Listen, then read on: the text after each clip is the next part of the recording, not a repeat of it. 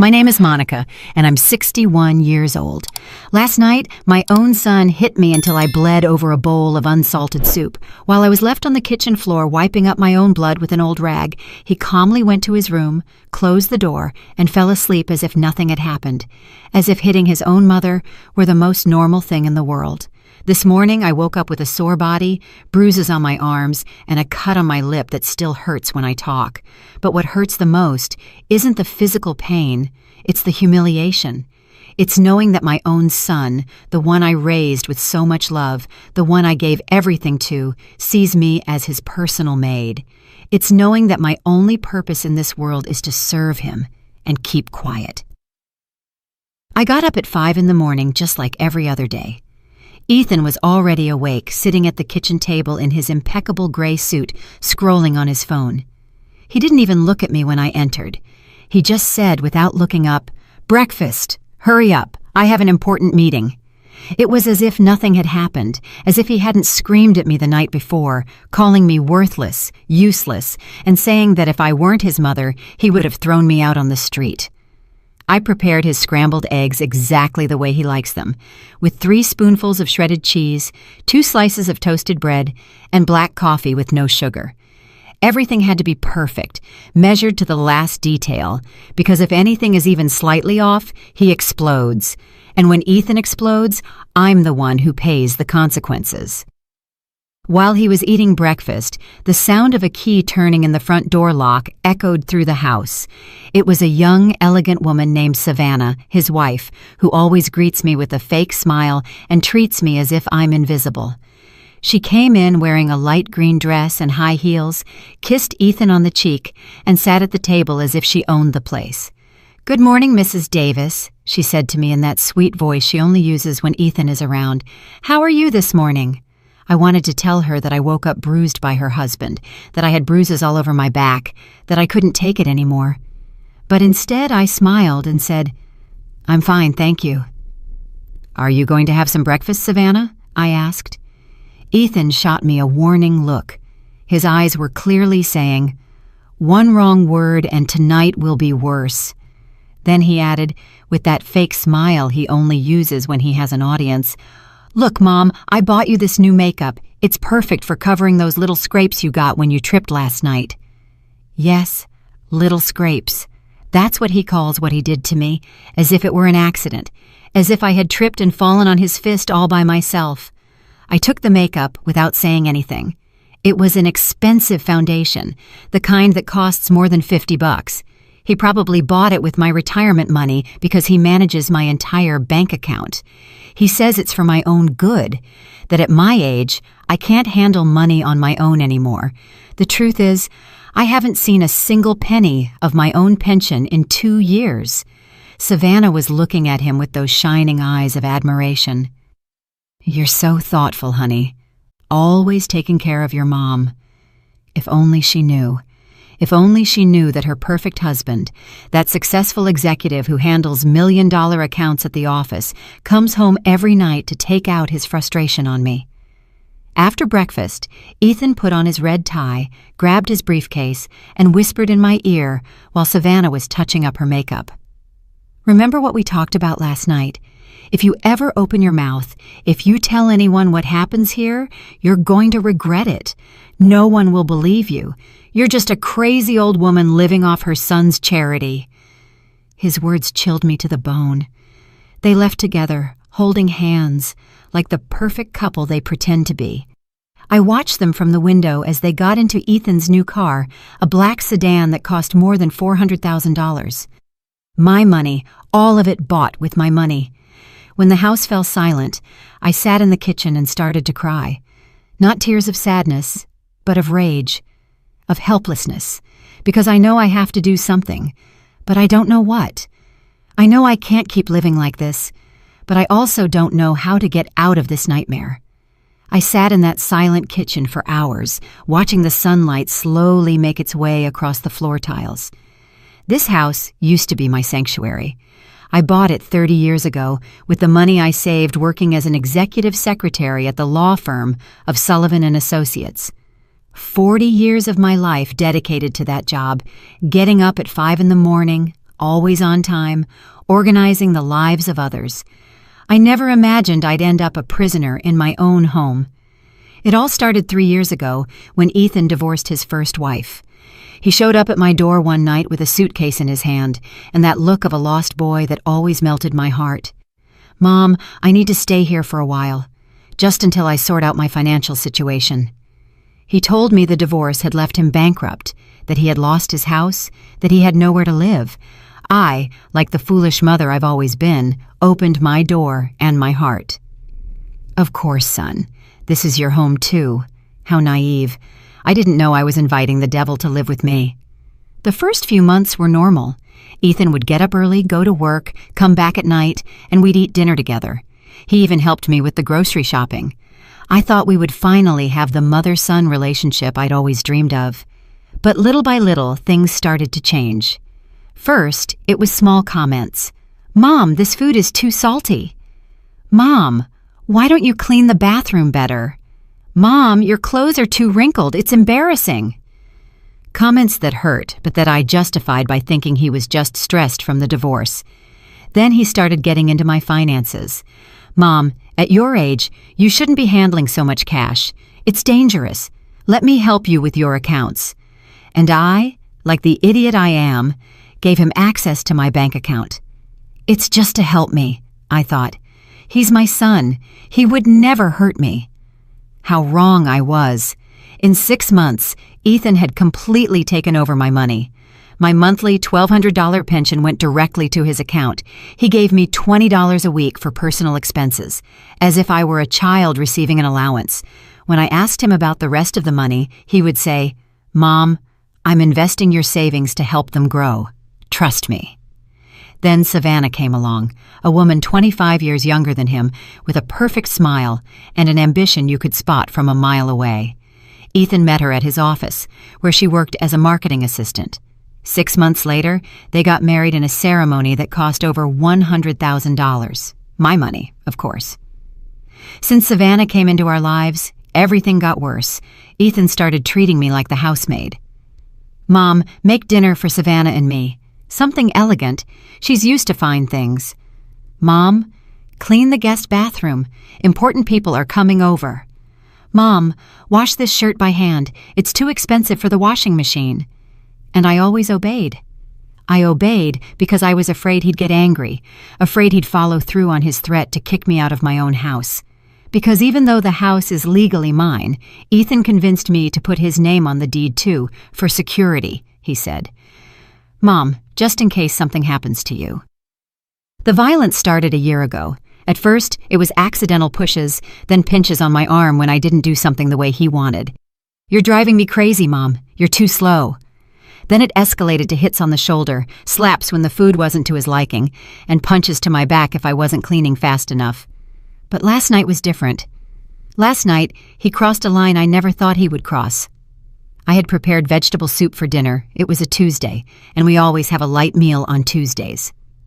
I carefully set the table, served the toasted bread and the hot soup. Everything was perfect. Ethan came home tired from the office, sat at the table without greeting me, took the first spoonful, and his face changed. "What the hell is this?" he yelled, spitting the soup back into the bowl. "It has no salt. It's as bland as water." I immediately apologized. "I'm sorry, son. I forgot the salt. Let me add a little." But it was too late. Ethan stood up from the table like a wild animal, grabbed the bowl of soup and threw it in my face. The hot liquid burned my cheek. Pieces of porcelain cut my lip. "You're useless," he screamed, grabbing my arm so hard I knew it would leave a bruise. 40 years working as a secretary, and you can't even make a decent soup. You're pathetic. He shoved me against the kitchen wall. My head hit the tile, and I saw stars. But he didn't stop there. He slapped me so hard, my ear buzzed for hours. Then another one, and another one after that. "Savannah is bringing her friends over for lunch tomorrow," he told me, while I covered my face with my hands. "I want you to prepare something special, and you'd better make sure it's perfect, because if you make me look bad, if you show even one sign of how pathetic you are, I swear to God I'll kick you out of this house." Then he calmed down, as he always does after he hits me. He bent down, helped me up, and wiped the blood from my lip with a napkin. "I'm sorry, Mom," he said in a soft voice. "I just get so frustrated seeing you like this. I know you can do better. It's all for your own good, so you'll learn." And he went to sleep peacefully, as if nothing had happened. I stayed awake all night in the kitchen, cleaning up the remains of the soup and the broken porcelain from the floor. Every little piece I picked up felt like I was picking up the fragments of my own dignity. My lip was still bleeding, but it wasn't just physical pain I was feeling anymore. It was something deeper, something darker. It was the realization that my own son, the person I loved the most in this world, had become my tormentor. As I cleaned, I started to remember how we got here. Ethan wasn't always like this. When he was a boy, he was sweet and affectionate. His father left us when he was 8 years old, and from then on it was just him and me against the world. I worked double shifts for years to give him everything he needed. I put him in the best private school I could afford. I bought him designer clothes, paid for piano lessons, English lessons, anything he asked for. Maybe that was my mistake. Maybe I spoiled him so much that he never learned the value of respect, of effort, of real love. I always gave him everything on a silver platter without asking for anything in return. And now, 35 years later, I'm the one paying the consequences for my decisions. At dawn, I heard his footsteps coming down the stairs. My heart started to beat fast, as it always does when he's near. It's incredible how a person can live in a constant state of alert in their own home. He came into the kitchen already dressed in his black suit, checking his phone as he did every morning. This time, he didn't even ask for breakfast. He just sat and waited for me to serve it to him. I prepared his scrambled eggs, his black coffee, his 2 slices of toasted bread, all in absolute silence. He ate while answering emails, as if I were invisible. At 7:30, Savannah arrived. This time she was wearing a tight yellow dress and high heels that echoed on the floor like hammer blows. She looked radiant, as always. I wonder if she ever notices the bruises I have, the marks on my arms, the way I flinch every time Ethan raises his voice. "Good morning, Mrs. Davis," she said to me with that plastic smile. "How are you feeling today?" "Fine, thank you." I lied as always. "Are you going to have some breakfast?" "Just a coffee, please," she said. A light one with artificial sweetener. As I was serving her coffee, I noticed her observing me out of the corner of her eye. Her eyes stopped on my swollen lip, on the bruise peeking out from the collar of my blouse. For a moment, I thought she might say something, that she might ask what had happened to me, but instead, she simply looked away and went back to her phone. Ethan finished his breakfast and looked at me intently. "Remember what I told you last night, Mom? Savannah is bringing 3 of her friends over for lunch. I want you to prepare something special. Seafood pasta, Caesar salad, desserts, and buy some white wine. The good stuff, not that cheap garbage you're used to buying." He gave me 3 $20 bills as if it were a great generosity. $60 to prepare a lunch for 5 people with what he spends on a single shirt. "And one more thing," he added, leaning in to whisper in my ear while Savannah wasn't looking. "Put on that makeup I bought you. Cover those marks well. If any of her friends ask anything strange, if they make any comment about your appearance, you're going to regret it. Do you understand me?" I nodded, feeling my hands tremble slightly. He smiled, kissed my forehead like the perfect son he pretends to be, and they left together. As soon as the door closed, I collapsed into a kitchen chair. $60 for an elaborate lunch. Fresh seafood costs at least $30 a pound. The good wine? Another $20. How am I supposed to work miracles with so little money? But it wasn't just the money that was distressing me. It was the pressure of having to act normal in front of Savannah's friends, of pretending to be the happy mother-in-law of a perfect family, when the reality is that I'm an abused woman in my own home. I looked at myself in the bathroom mirror and hardly recognized myself. My lip was swollen and purple. There was a small cut at the corner of my mouth. My eyes were red and puffy from all the crying.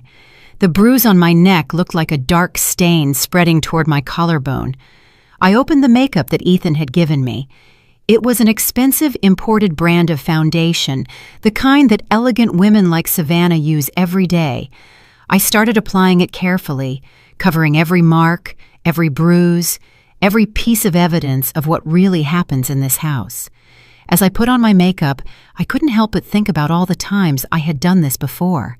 How many mornings I had woken up to hide bruises, to invent excuses about falls and accidents. I tripped on the table, the closet door slipped out of my hand. I fell down the stairs, one lie after another, to protect my son's reputation. I went out to do the shopping with my list in hand and my perfectly made-up face. At the supermarket, I tried to stretch those $60 as far as I could. I bought frozen shrimp instead of fresh prawns, the cheapest brand of wine that wasn't terrible, pasta on sale, every single penny counted. As I waited in line to pay, an older woman approached me. It was Clarice, my next-door neighbor, a widow in her 60s who has always been kind to me. "Hello, Monica," she said with a warm smile. "How are you doing, dear? I haven't seen you in the yard lately." "Hello, Clarice," I said. "I'm fine, thanks. I've just been really busy with stuff around the house." She looked at me intently, and I noticed her eyes linger on my lip despite the makeup. "Did you hurt your mouth?" she asked with genuine concern. My heart started to race. "No, it's nothing," I lied. "I just bumped into the closet door last night. You know how clumsy I am." Clarice frowned but didn't push it. "Well, if you ever need anything, you know where I live. I'm always home in the afternoons." Her words went straight to my heart. It had been so long since anyone had offered me genuine help, since anyone had treated me with true kindness. For a moment, I wanted to tell her everything, to beg for her help, to confess the nightmare I was living. But Ethan's voice echoed in my head. "If you ever open your mouth, if you tell anyone what happens here, you're going to regret it. No one will believe you. You're just a crazy old woman living off her son's charity." "Thank you, Clarice," I said simply. "You're very kind." I went back inside and started cooking like a madwoman. I had to have everything ready by noon when Savannah and her friends arrived. I cleaned the house from top to bottom, set the table with the good china, and arranged flowers in the center. Everything had to be perfect. While I cooked, I couldn't stop thinking about what Clarice had said. "If you ever need anything, you know where I live." Did she suspect something? Had she heard the screaming that came from my house at night? At 11:30, my phone rang. It was a number I didn't recognize. "Mrs. Davis?" a man's voice asked. "Yes, this is she." "This is the accountant from your son Ethan's company. We need to speak with you urgently about some discrepancies in the accounts. Could you come to the office this afternoon?" My heart stopped. Discrepancies. "I don't understand." "I'd rather not discuss this over the phone, Mrs. Davis. Can you come at 3 this afternoon? It's very important." I hung up, my hands trembling. What could Ethan have done at work? Why were they calling me? A bad feeling settled in my stomach, but I didn't have time to think about it anymore because Savannah and her friends were already arriving. The doorbell rang at exactly 12 o'clock. I took a deep breath, touched up my makeup one last time, and went to open the door. There was Savannah with her 3 friends, all dressed as if they were going to a fashion show. Expensive dresses, designer purses, shoes that cost more than my monthly pension. "Hello, Mrs. Davis," Savannah said in that sweet voice she saves for special occasions. "Let me introduce you to my friends. This is Beatrice. She works in human resources. This is Brenda from the marketing department, and this is Evelyn from legal." My heart nearly stopped when I heard Evelyn's name. It couldn't be a coincidence. I looked at her closely, and sure enough, it was her, Evelyn Brooks, my younger sister, whom I hadn't seen in more than 2 years. Evelyn looked at me with the same surprise, but we both played it cool. She has always been smarter than me, more cunning. She immediately understood that something strange was going on, especially when she saw my made-up face and my nervous demeanor. "It's a pleasure to meet you, Mrs. Davis," she said to me formally, as if she didn't know me. "Your daughter-in-law has told us so much about you." I invited them into the dining room, where I had put out my best tablecloth, the china I inherited from my mother, and the crystal glasses I only used for special occasions. Everything looked elegant, just as Ethan had demanded. I served lunch trying to keep my hand steady. The shrimp pasta had turned out well, despite the limited budget. The Caesar salad looked fresh. The bread was warm. I even managed to prepare a simple tiramisu for dessert. The women ate and talked about work, their lives, and their plans for the weekend. I went back and forth from the kitchen, serving more wine and clearing plates, like the perfect hostess I was supposed to be. But Evelyn's eyes never left me. I knew that look. It was the same one she used when we were kids, and she knew I was hiding something. Throughout the meal, she observed me discreetly, studying my every move. "The food is delicious," Beatrice commented. "Did you cook all of this yourself, Mrs. Davis?" "Yes, I love to cook," I replied with a forced smile. "It's a pleasure when it's for such lovely people as yourselves." "How lucky Ethan is to have such a dedicated mother-in-law," Brenda added. "It's hard to find women who are so devoted to the home these days." Savannah smiled proudly. "It's true. Mrs. Davis always takes care of everything. It's like having a housekeeper, but better because she does it with love." Her words stung me like daggers, but I kept my smile. A housekeeper. That's what she thought of me. Not a mother, not a person with rights and dignity, but a free servant.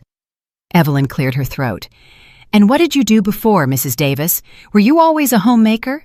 I paused, feeling a little pride for the first time in a long time. "I worked for 40 years as an executive secretary at the law firm of Sullivan and Associates. I retired 3 years ago." Evelyn's eyes lit up. Sullivan and Associates was one of the most prestigious firms in the city, where she had worked as an intern during her law studies. "How interesting!" she exclaimed. "I know that firm. They have a very good reputation. You must have met a lot of important people in all those years." "I did," I said with a more genuine smile. "I met judges, prosecutors, important lawyers. I even helped with some big cases. Mr. Sullivan always said I was indispensable." Savannah looked uncomfortable with the direction of the conversation.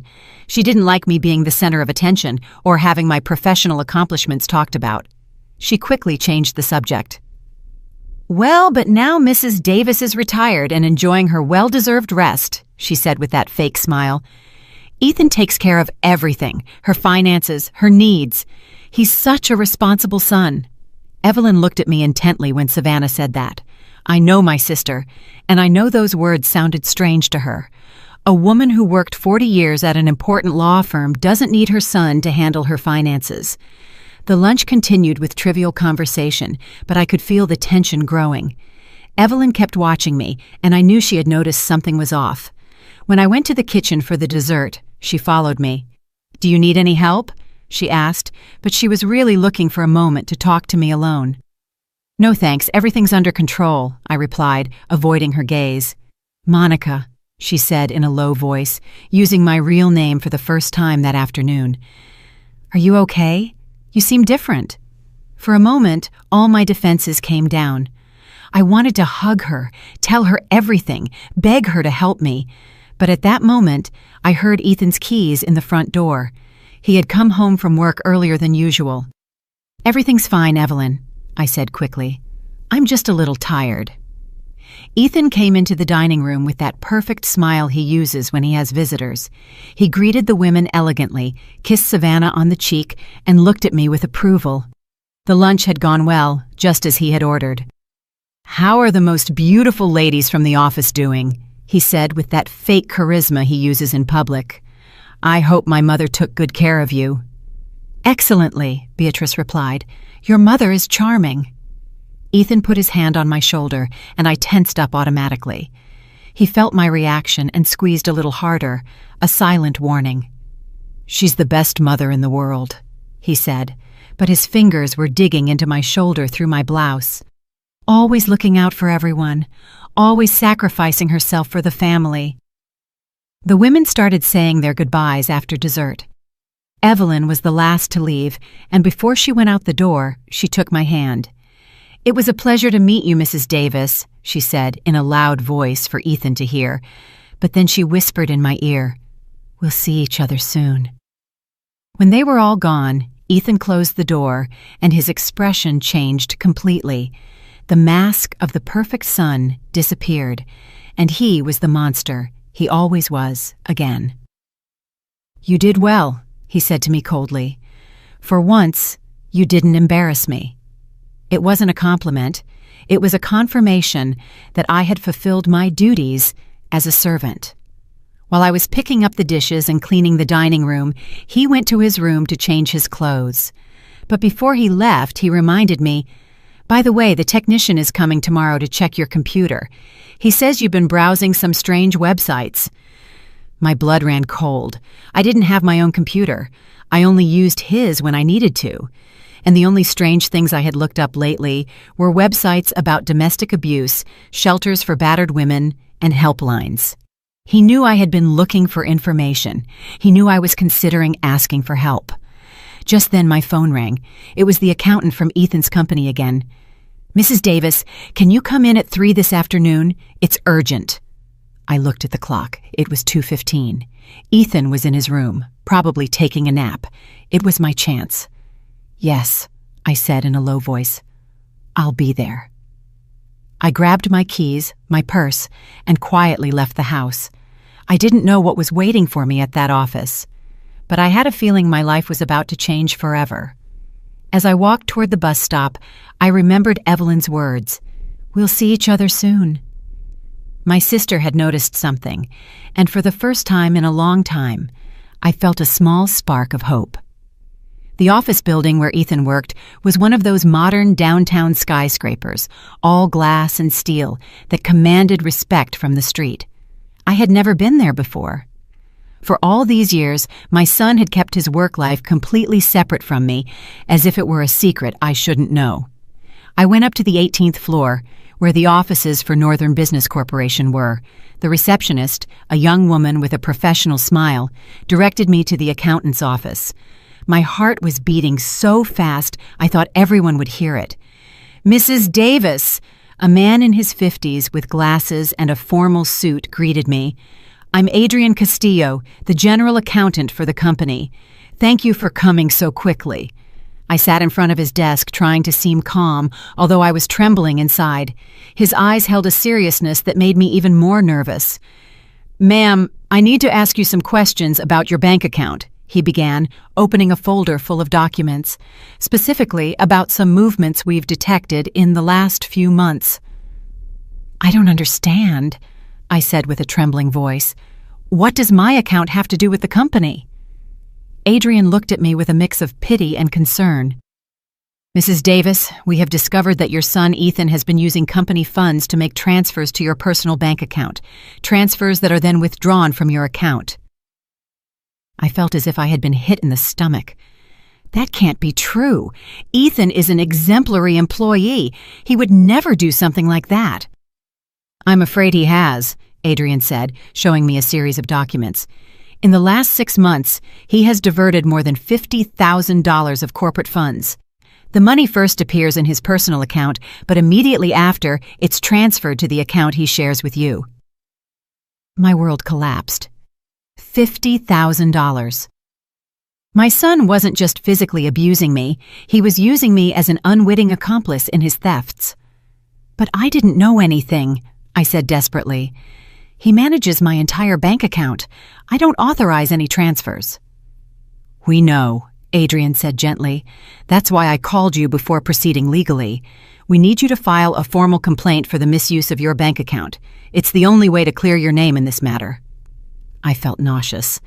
Not only was I a victim of domestic violence, but now I was also a victim of financial fraud. And worst of all, my own son had turned me into his accomplice without my knowing. "What will happen to Ethan?" I asked, though I already knew the answer. "If you file the complaint, he will be arrested for corporate fund embezzlement and fraudulent use of bank accounts. These are serious crimes that can lead to between 5 and 10 years in prison." I left that office in a state of total shock. I walked the downtown streets for hours with no direction, trying to process all the information.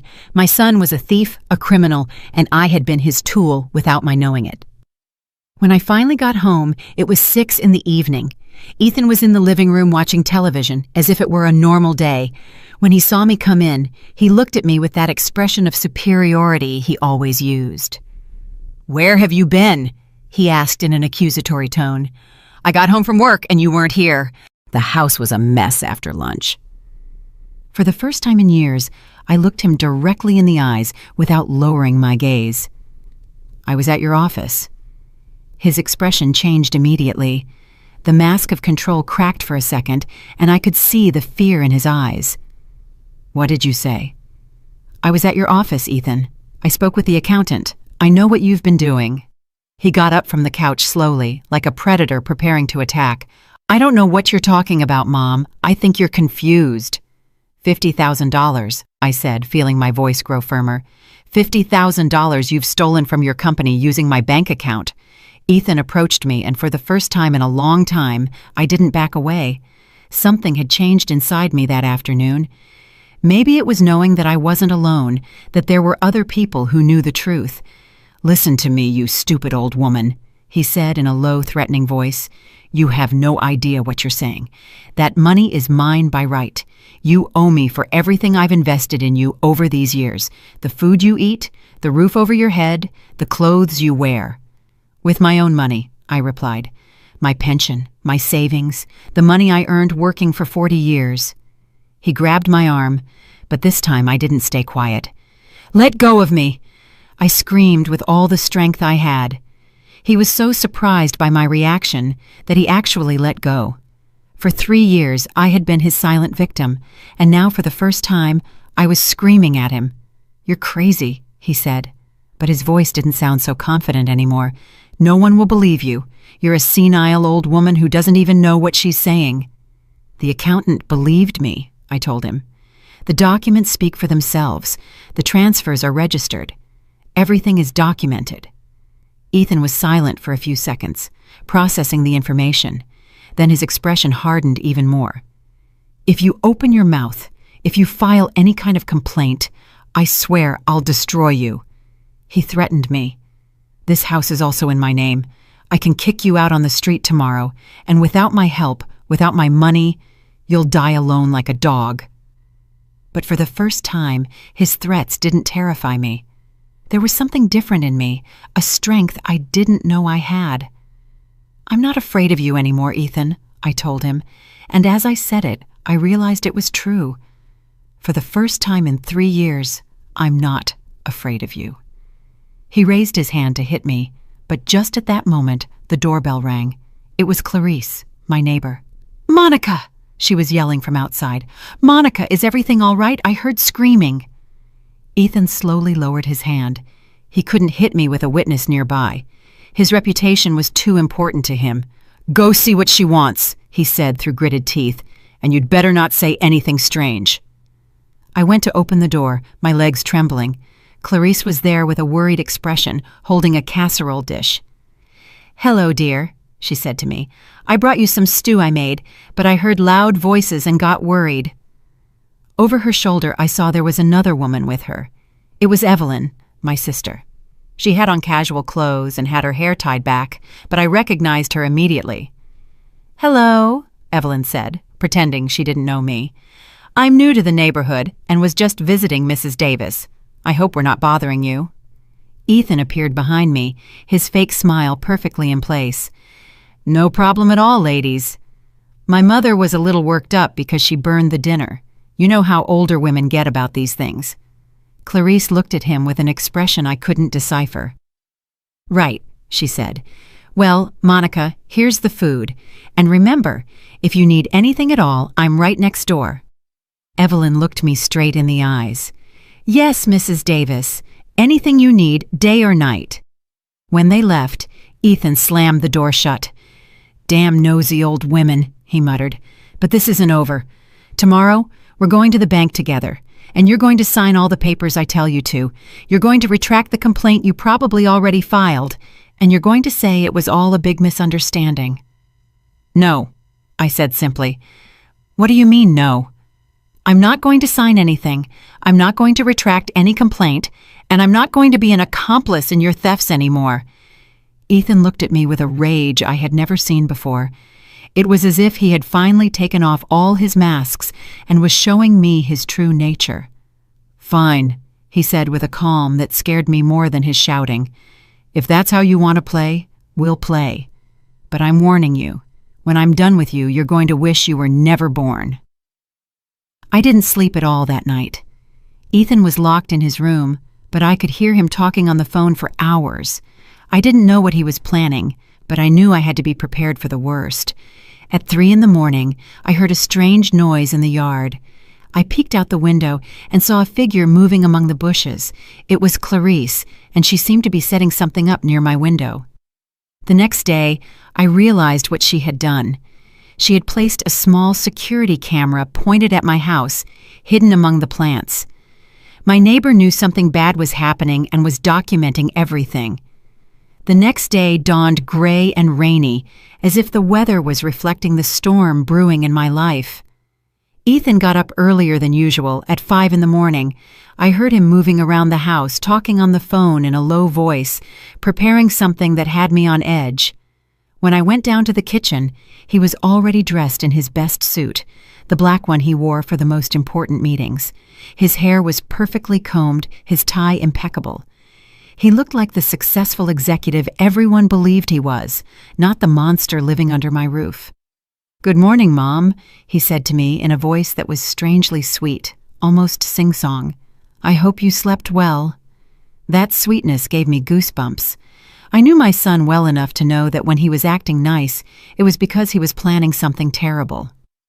"Yes," I lied, serving him his coffee as I did every day. "Good," he said, smiling in a way that didn't reach his eyes, "because today is going to be a very special day. I've been thinking about our conversation from yesterday all night."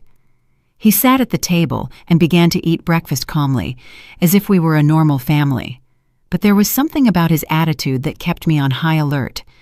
"I've decided that you're right," he continued.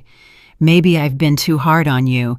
After all, you're my mother, and you deserve respect." His words completely confused me.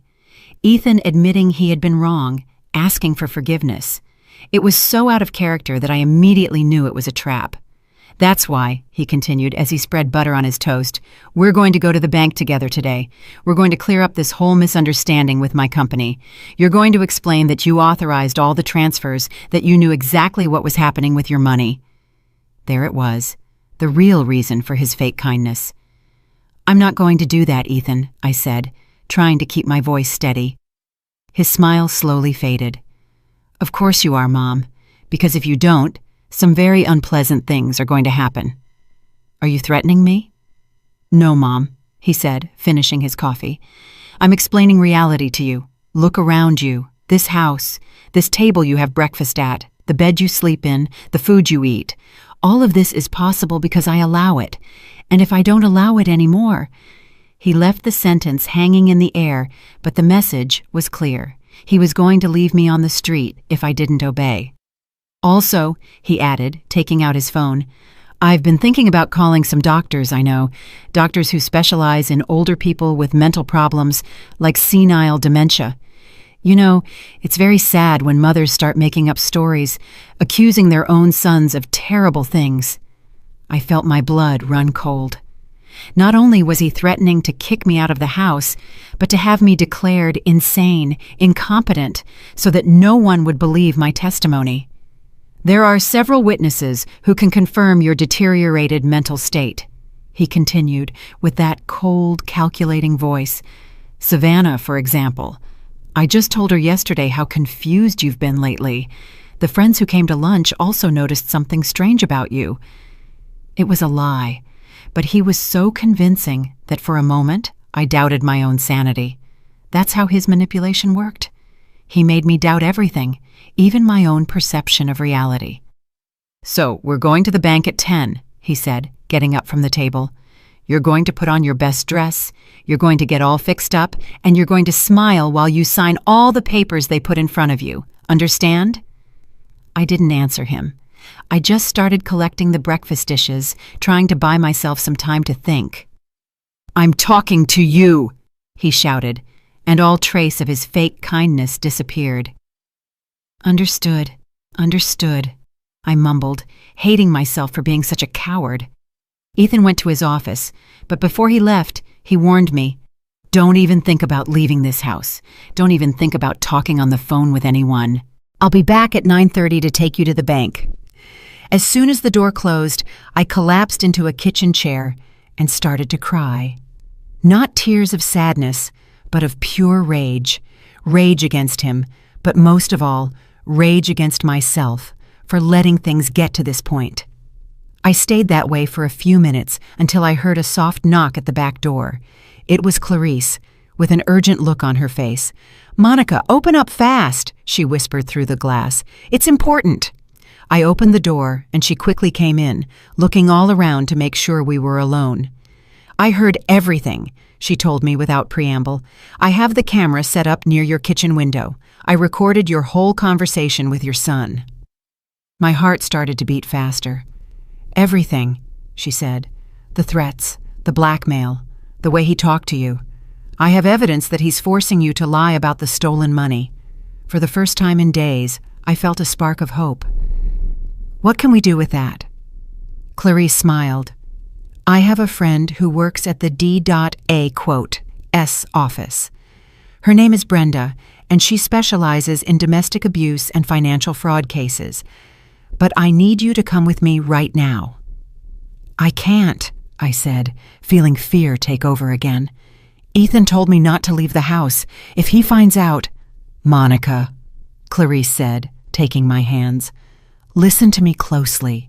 If you go to that bank today and you sign those papers, your son will be free of all charges. He'll keep stealing money and he'll keep abusing you. But on top of that, you'll be considered a willing accomplice in his thefts." She was right. If I signed those papers, not only would I lose my dignity, but I would also become a criminal in the eyes of the law. "But if I don't go," I said with a trembling voice, "he'll follow through on his threats. He'll kick me out of the house. He'll say I'm crazy. He won't be able to do any of that," Clarice interrupted me, "because we're going to present the evidence before he can act. Brenda told me that with the recordings I have, they can arrest him immediately." I looked at the clock. It was 8:30. Ethan would be back in an hour.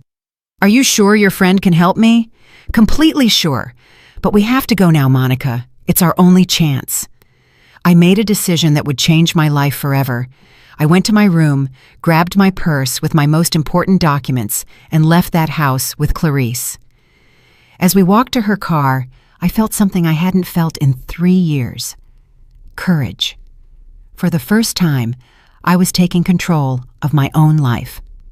The district attorney's office was a typical government building with long corridors and small offices. Brenda turned out to be a woman in her 40s with an intelligent gaze and a way of speaking that inspired confidence. "Mrs. Davis," she said after reviewing the recordings Clarice had brought, "what your son is doing constitutes multiple crimes: domestic abuse, financial fraud, blackmail, and attempted obstruction of justice." "What does that mean?" I asked. "It means we can arrest him today," Brenda replied. "But I need you to file a formal complaint for all these crimes. Are you willing to do that?" I looked at the clock. It was 9:15. In 15 minutes, Ethan would be arriving home to take me to the bank. When he realized I wasn't there, his rage would be uncontrollable. "Yes," I said, feeling my voice grow firmer. "I'm ready to file the complaint?" Brenda smiled. "Perfect. While you fill out the papers, I'll coordinate with the police to have them go and arrest your son. Do you know where he is right now?" "He should be arriving at my house," I said. "He said he'd pick me up at 9:30. "Even better," Brenda said, grabbing her phone. "It's easier to arrest him at a known location." While I was filling out the complaint forms, Brenda coordinated with the police. Clarice stayed with me the whole time, holding my hand, giving me strength. "Are you sure about this, Monica?" she asked me. "Once we sign these papers, there's no turning back." "I've never been more sure of anything in my life," I replied. At 10:30, Brenda's phone rang. It was the police, confirming that they had arrested Ethan at my house. They found him screaming like a madman, breaking things, and looking for me all over the house. "He's in custody," Brenda told me. "The charges are serious. It's very likely he won't be able to get bail." I felt as if a 1,000-pound weight had been lifted from my shoulders. For the first time in 3 years, I knew I was going to sleep without fear. When we got back to my house that afternoon, the place looked like a battlefield. Ethan had destroyed practically everything in his path before the police arrested him. The couch cushions were torn, there were broken dishes all over the kitchen floor, and the family photos that hung on the walls were in pieces. "My God," Clarice whispered, looking at the destruction. "How could he do all this in such a short time?" I knew the answer. I knew the blind fury of Ethan when things didn't go his way. I had seen that rage before, but never directed at inanimate objects. Usually, I was the target of his anger. Brenda, who had come with us to document the damage, was taking photos of everything. "This will serve as additional evidence of his violent behavior," she explained. "Destruction of property during an episode of rage. The judge will see exactly what kind of person your son is." While we were cleaning up the broken glass and picking up the pieces of my former life, my phone started ringing insistently. It was an unknown number. "Don't answer it," Brenda warned me. "It's probably him calling from jail. Let it go to voicemail." Indeed, when I checked the messages, it was Ethan's voice, but it sounded completely different. It was no longer the threatening monster from the morning. It was the scared child he pretended to be when he wanted to manipulate me. "Mom," his voice said, breaking in the recording. "Mom, please, come get me out of here." "It was all a misunderstanding. I never meant to hurt you. You know I love you. You're the most important thing in my life. Please, Mom, don't let me rot in this jail. I'm your son, your only son." He had left 5 similar messages, each one more desperate than the last. In the last one, he was even crying. "It's part of his manipulation strategy," Brenda explained to me. "First, violence and threats. Now, victimhood and guilt. It's a typical pattern in abusers." Even though I rationally understood what was happening, hearing my son cry broke my heart. For 35 years, he had been my baby, my reason for living. It was hard to separate the monster he had become from the boy he once was. "Are you okay?" Clarice asked, noticing my expression. "It's complicated," I admitted. "I know I did the right thing, but he's still my son." That night, Clarice insisted that I stay at her house. "Your house isn't safe right now," she told me. "Ethan has friends, and maybe even Savannah. Someone might come looking for revenge." She was right. In the voicemails, Ethan had mentioned that Savannah was handling things from the outside. I didn't know exactly what that meant, but I was afraid to find out. Clarice's house was small but cozy. It had a guest room with a twin bed and a small desk. "It was my daughter's room before she got married," she explained. "Now it's yours for as long as you need it." For the first time in 3 years, I went to bed without fear. I didn't have to worry about Ethan's footsteps in the hallway, his late-night screaming, or waking up to punches. It was a strange, almost unsettling feeling. Peace can also be scary when you're not used to it. The next day, Brenda called me early with news. "Ethan's bail hearing is today at 2 in the afternoon," she informed me. "The judge will decide if he can be released from jail while he waits for his trial." "What are the chances he'll be released?" I asked, feeling fear return. "With the evidence we have, very slim, but I need you to come and testify at the hearing. Your testimony will be crucial for the judge to understand the danger he poses." The hearing was in a small courtroom. Ethan was sitting at the defense table, wearing an orange jumpsuit. When he saw me come in, his expression changed completely. He was no longer the repentant child from the voicemails. He was pure, contained rage. Savannah was sitting in the public benches, elegantly dressed as always, but she looked haggard, as if she hadn't slept in days. When our eyes met, I saw something in her eyes that surprised me: shame. The judge was an older man in his 60s with a serious but fair look. He reviewed all the documents before beginning.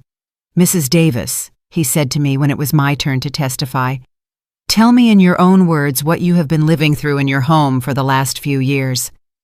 I took a deep breath and began to speak. I told them about the beatings, about the control over my money, about the threats, about the constant humiliation. My voice broke at times, but I kept talking. When I mentioned the $50,000 he stole, I saw Ethan tense up in his seat.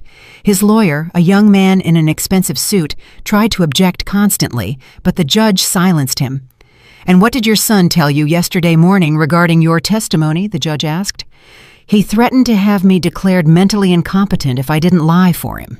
He told me he would kick me out on the street and that I would be left with nothing." The judge reviewed the recordings Clarice had made. He listened to them in their entirety with headphones while the whole courtroom waited in silence. "Mr. Ethan Davis," the judge said when he was done, "the evidence presented shows a clear pattern of domestic abuse, financial fraud, and witness intimidation. Considering the seriousness of the charges and the risk you pose to the victim, your request for bail is denied. You will remain in custody until the date of your trial." Ethan exploded. "This is an injustice," he shouted, standing up.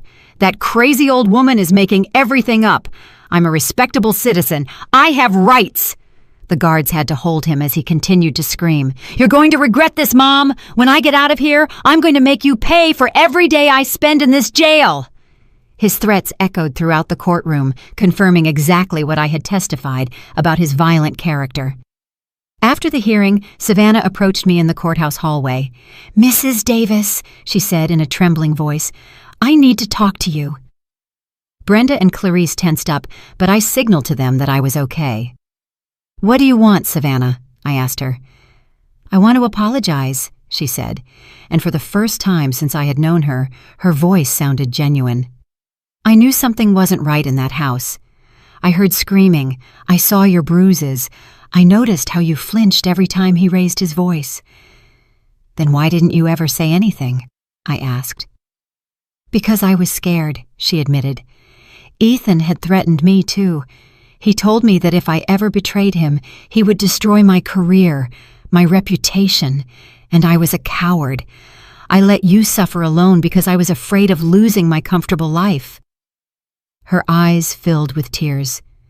"When they arrested him yesterday, I found documents in his home office. He hadn't just been stealing money from his company. He had also been stealing from my personal account. We've been married for 2 years, and I never realized he was a fraudster." "What are you going to do now?" I asked her. "I'm going to file for divorce immediately," she said with determination, "and I'm going to testify against him at his trial. I've already spoken with a lawyer. I want to collaborate with the D.A. office to make him pay for everything he did to us." When we left the courthouse, I felt something I hadn't experienced in years: genuine hope. Not only had I managed to escape from my son, but now I had allies in my fight for justice.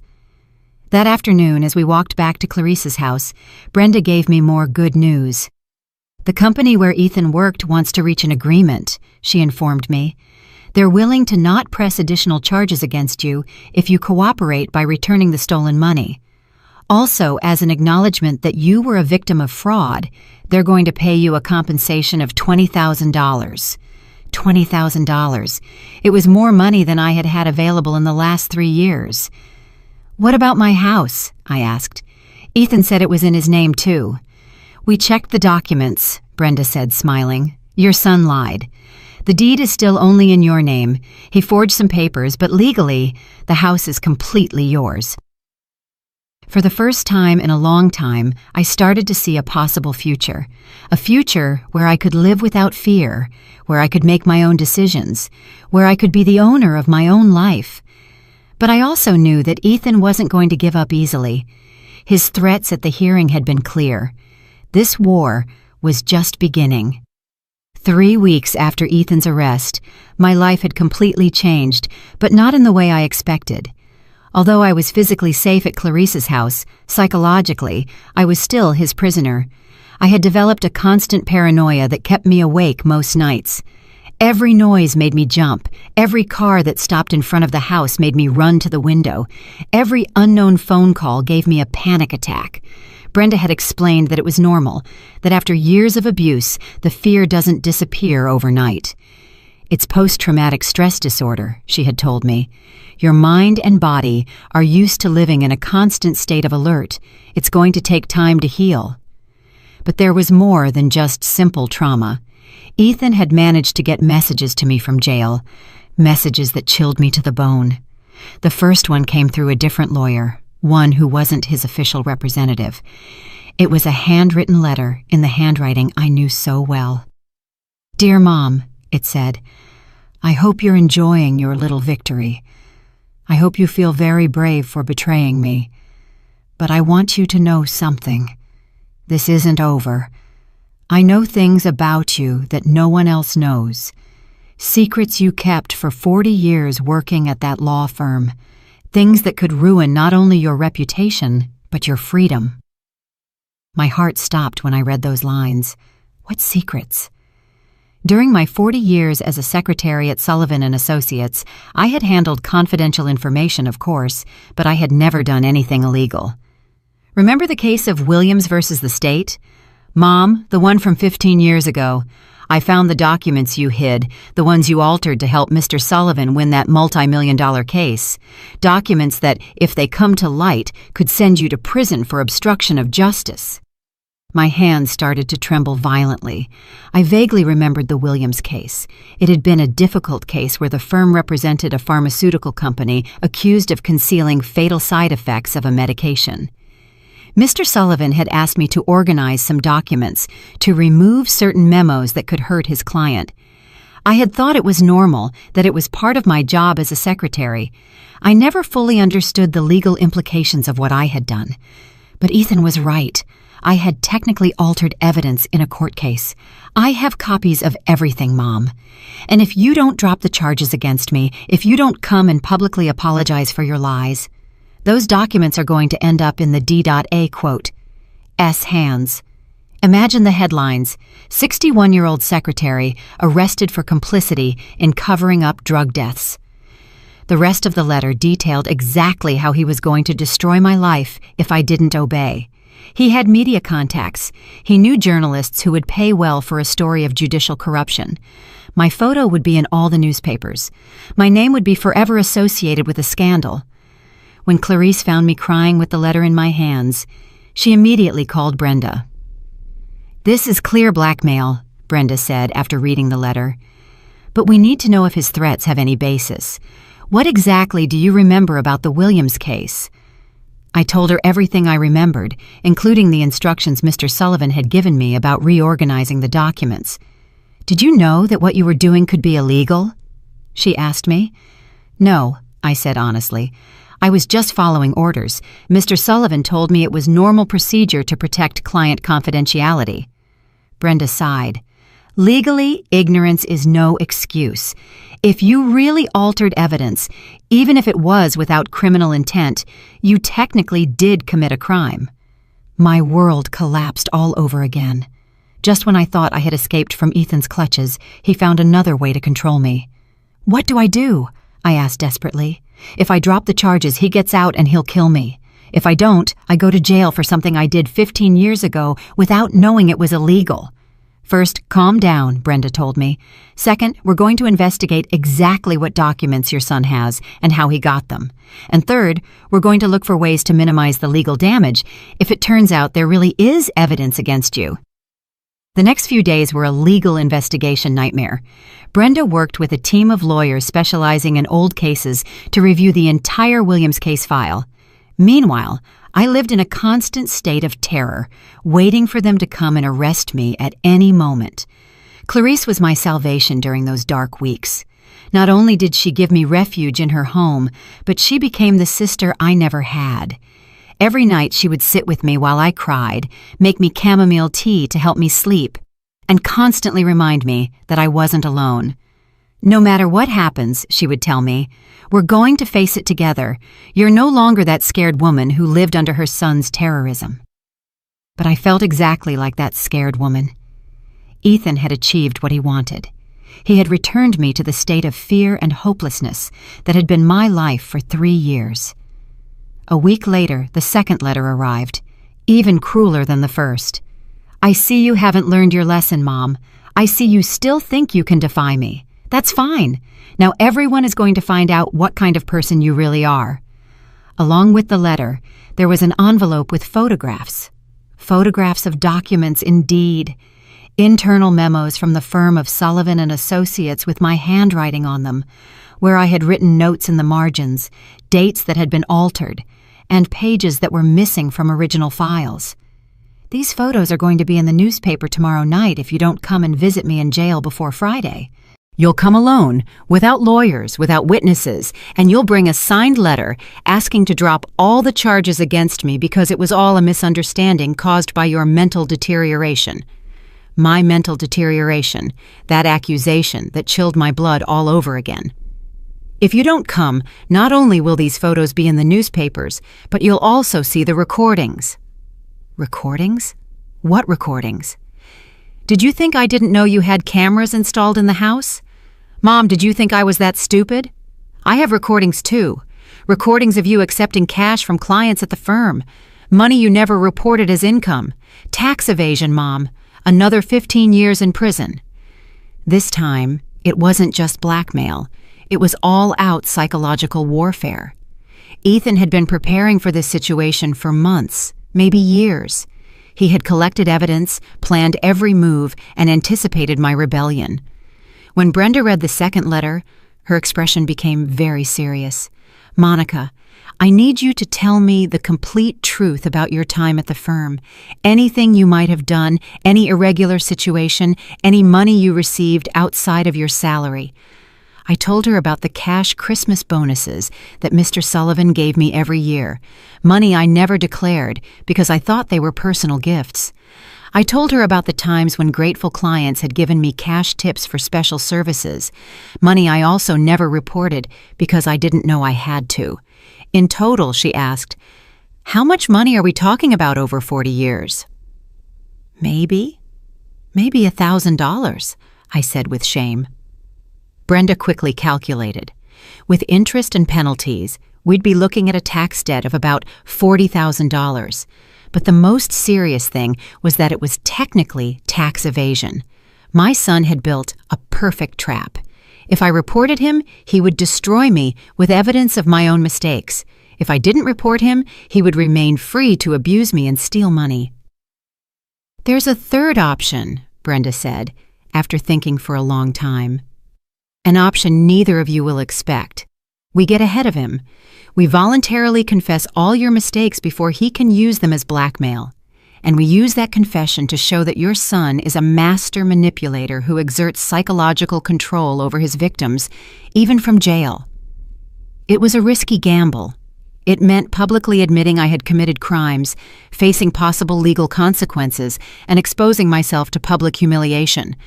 But it also meant taking away Ethan's main weapon, my secret. "If we do this," Brenda continued, "your son loses all his power over you. He can no longer blackmail you because there's nothing left to hide." I looked out the window at my house, which remained empty and shattered across the street. That house represented my past, my mistakes, my fears, but it also represented my future, my freedom, my chance to start over. "Let's do it," I finally told her. "I'm tired of living in fear. I'm tired of my son controlling my life from a jail cell." Brenda smiled. "Tomorrow we're going to give Ethan the surprise of his life." The day we decided to fight back arrived faster than I expected. Brenda had organized a press conference for 2 in the afternoon where I would voluntarily confess all my past mistakes before Ethan could use them against me. It was a risky strategy, but it was our only chance to regain control of the situation. That morning, I woke up with a mental clarity I hadn't felt in years. For the first time since Ethan's arrest, I wasn't afraid. I had made a decision that would change my life forever, and strangely, I felt at peace with it. Clarice helped me get ready. I put on my most serious gray dress, the one I used for formal occasions when I worked at the firm. I put on a little bit of makeup, just enough not to look haggard, but without trying to hide who I really was. "Are you sure about this, Monica?" Clarice asked me for the 5th time that morning. "Once you say those words in public, there's no going back." "I'm completely sure," I replied, surprised by the firmness of my own voice. For 3 years, I lived as a prisoner in my own home, out of fear of the consequences. I'm not going to remain a prisoner of my past mistakes. At noon, Brenda called me with unexpected news. "Monica, something extraordinary just happened. Raphael Miller, Ethan's boss at the company, wants to talk to you before the press conference." Raphael was the man who had discovered Ethan's thefts, the same man who had turned ashen when he found out the truth. I didn't understand why he wanted to talk to me. We met in Brenda's office. Raphael was a man in his 50s with gray hair and a presence that commanded respect. When he saw me come in, he immediately rose from his seat. "Mrs. Davis," he said to me in a warm but serious voice. "First, I want to apologize. If I had supervised Ethan better, if I had paid attention to the red flags, maybe we could have prevented you from suffering so much." His words surprised me. "You had no way of knowing what was happening in my house." "Maybe not," Raphael said, sitting down in front of me. "But I did have a way of knowing that something strange was going on with the company's finances. Your son's thefts didn't start 6 months ago. They started 2 years ago." My heart stopped. 2 years. 2 years, Raphael confirmed. Small amounts at first, so small that we attributed them to accounting errors.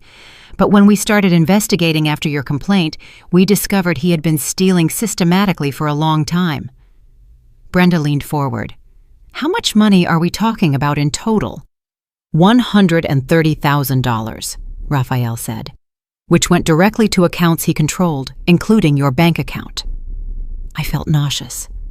Not only had I been a victim of physical and psychological abuse, but I had been the unwitting tool in a massive robbery for 2 entire years. "But there's more," Raphael continued. "When Ethan was arrested, our legal department decided to investigate more deeply. We discovered he had been forging reports, manipulating contracts, and even selling the company's confidential information to competitors." "Why are you telling me this?" I asked. Raphael smiled for the first time since the conversation had started. "Because we want to offer you a job, Mrs. Davis." A job. During our investigation, we reviewed your work history. 40 years at Sullivan and Associates. Impeccable references. Experience with complex cases. We need someone with your experience to help us rebuild everything your son destroyed. I couldn't believe what I was hearing. Instead of facing arrest and public humiliation, I was being offered a chance to start over. "The salary would be $4,000 a month," Raphael continued, "plus health benefits, plus a special compensation of $50,000 as recognition for the damage we unintentionally caused you. $4,000 a month was more than 3 times my current pension, and $50,000 in compensation. Suddenly my future didn't look so hopeless. "But there's one condition," Raphael added. "We need you to testify at your son's trial. Your testimony will be crucial to ensuring he pays for all his crimes, not just the ones he committed against you." "Of course," I said without hesitation. "I'll do whatever it takes." At 2 in the afternoon, the press room was full of journalists, cameras, and microphones. Brenda had invited all the local media, explaining that a victim of domestic violence would be making an important statement about blackmail from jail.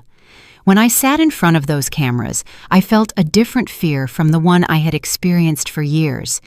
It wasn't fear of Ethan, it wasn't fear of the beatings or the threats. It was fear of freedom, fear of the responsibility of being the owner of my own life. "My name is Monica Davis," I began, looking directly into the cameras. "I'm 61 years old, and for the last 3 years, I have been a victim of domestic violence by my son, Ethan Davis." I told my complete story. The beatings, the financial control, the threats, the systematic theft of my money. But I also told the part that Ethan expected me to keep secret. "During my 40 years working as a secretary at the law firm of Sullivan and Associates, I made mistakes," I said, feeling my voice grow firmer with each word. Mistakes that I didn't know were illegal at the time, but that I now recognize as such. I explained the Williams case, the altered documents, the unreported money, everything. I held nothing back. "My son discovered these mistakes, and he has been using them to blackmail me from jail. He threatened to publicly expose me if I didn't drop the charges against him. Today, I am here to take that weapon away from him. I would rather face the consequences of my mistakes than continue to be a victim of his manipulation." The room was completely silent. The journalists were taking furious notes. The cameras were recording every word. I want to send a message to all the women who are being abused by their sons, husbands, or partners, I continued.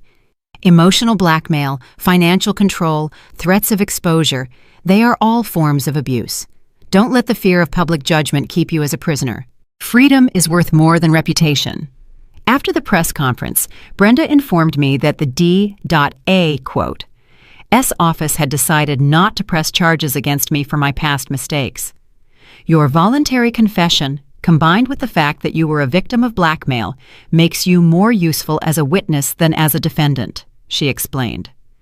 That night, for the first time in months, I returned to sleep in my own house. Clarice insisted on staying with me for the first few nights until I felt completely safe. As I lay down in my own bed, in my own house, I felt something I hadn't experienced in 3 years: total control over my own life. Ethan was still in jail, facing multiple charges that would likely keep him there for many years.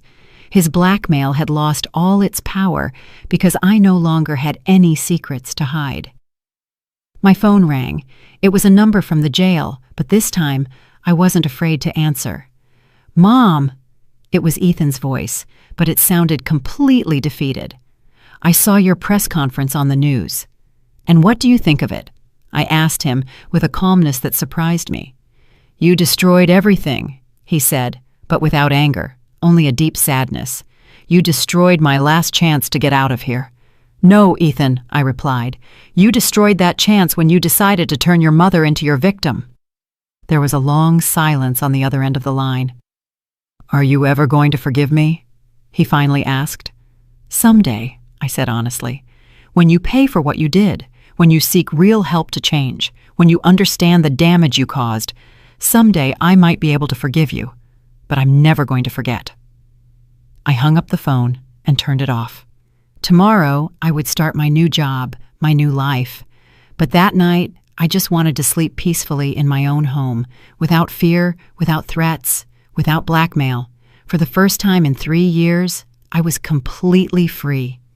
And although the path had been painful, although I had to face my own mistakes publicly, and although I had lost the relationship with my son forever, I knew I had made the right decision. Ethan had learned that victims can become strong, that secrets lose power when they are exposed to the light, and that justice, although slow, eventually arrives. And I had learned that it is never too late to reclaim your own life, no matter how many years you have lived in the shadows. This was my story of liberation. A story that I hope inspires other women to break their own chains, no matter who put them there.